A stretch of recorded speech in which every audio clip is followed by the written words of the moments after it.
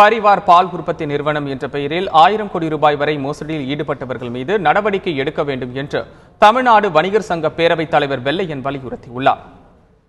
தமிழகத்தை சேர்ந்த 5 லட்சத்திற்கும் மேற்பட்ட பொதுமக்களிடம் பரிவார் பால் உற்பத்தி நிறுவனம் என்ற பெயரில் 1000 கோடி ரூபாய் வரை மோசடி நடந்துள்ளதாக புகார் எழுந்தது. இது தொடர்பாக புகார் அளித்தும் காவல்துறை நடவடிக்கை எடுக்கவில்லை என்று பாதிக்கப்பட்டவர்கள் குற்றம் சாட்டியுள்ளனர். இந்நிலையில் நிறுவனத்தின் உயர் அதிகாரிகளை உடனடியாக கைது செய்து நடவடிக்கை எடுக்க வலியுறுத்தி பாதிக்கப்பட்டவர்கள் சென்னையில் இன்று பேரணி நடத்தினர். தமிழ்நாடு வணிகர்கள் சங்க பேரவைத் தலைவர் வெள்ளையன் இந்த பேரணியை துவக்கி வைத்தார்.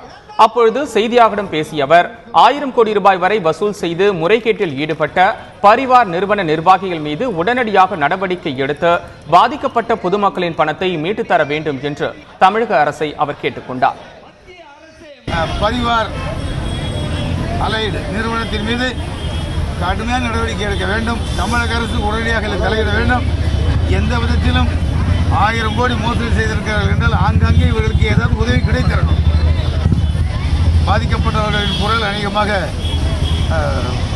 அது அடக்கப்பட்டிருக்கும். இதையெல்லாம் கூட கண்டுபிடித்து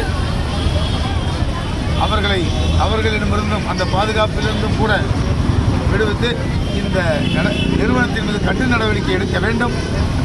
இதில் மக்கள் பணத்தை இழந்திருக்கிறார்கள். அவர்களுக்கு இழந்த பணத்தை மீட்டு தர வேண்டும்.